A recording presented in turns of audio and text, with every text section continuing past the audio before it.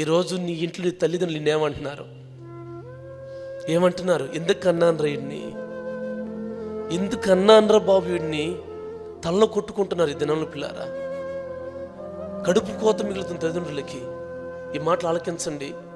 ఒక్క వ్యక్తి కోసం 2 దేశాలు కొట్టుకుంటున్నాయే. మా దేశాన్ని తీసుకెళ్ళి శవం కొరకు, మళ్ళీ మనిషి కోసం కాదు. బ్రతుకుతే బ్రతుకు అలా బ్రతకాలి. హల్లెలూయా చెప్పండి, హల్లెలూయా. ఎలా బ్రతకాలి చెప్పండి? మనం చచ్చిపోతే ప్రపంచం కన్నీళ్ళు పెట్టుకోవాలి. హల్లెలూయా. అంత ఎదగపోయినా మనం చచ్చిపోతే గ్రామాన్న కన్నీళ్ళు పెట్టుకోవాలి. కొంతమంది చేస్తే పోయిందర దరిద్రం, వదిలిపోయిన దరిద్రం అనుకుంటున్నారు, కానీ కన్నీళ్ళు పెట్టుకునే ప్రజలు లేరు. అంతగా దిగజారిపోతుంది యవ్వన తరం ఈ రోజుల్లో పిల్లారా. నిజం. ఏమవుతుందంటే ఈ తరం అంత దిగజారిపోతుంది.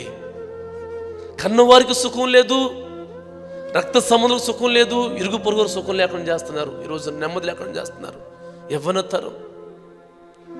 ఈ ఇంగ్లాండ్ దేశపు రాణి అంటుంది, లేదు లేదు మరి తీసుకుపోతాం అంటే, అప్పుడు ఆ సౌత్ ఆఫ్రికా ఒక మనిషి అన్నాడంట ఒక మాట, అమ్మా శవాన్ని ఈ వ్యక్తి మీ ఊరు తీసుకెళ్ళిపోయి మీ దేశం తీసుకుపోండి, కానీ తన లోపల గుండెకాయ చూసారా, ఏందంట ఆ గుండెకాయ వరకు మాకు ఇచ్చేసేయండి, ఎందుకంటే తన గుండె నిండా నిండి ఉంది మేమే, మా కొరకు ప్రయాసపడ్డాడు, ఈ ఇక్కడ వాతావరణం పడక తను ఇలాగ చనిపోయాడు, మా కొరకు ప్రాణం పెట్టాడు, మా జీవితాలను వెలిగించడం ప్రాణం పెట్టాడు, మహనీయుడు కనుక ఆ గుండెకాయ వరకు మాకివ్వండి, ఆ వ్యక్తి మీరు తీసుకెళ్ళిపోని చెప్పంటే ఆమె సంతోషించి ఆ గుండెకాయ సౌత్ ఆఫ్రికాలో పెట్టిస్తున్నారు, మనిషిని ఇంగ్లాండ్ దేశం తీసుకుని. హల్లెలూయా. నాకు ఆయన సాక్ష్యం చదివినప్పుడు అనిపించింది, మంద కూడా బ్రతికేనా అనిపించింది నా మట్టుకు. నాకైతే నేను చస్తే రేపు కలిసి నా బంధువులందరూ ఏడుస్తారో ఏడవరు నాకే తెలియదు.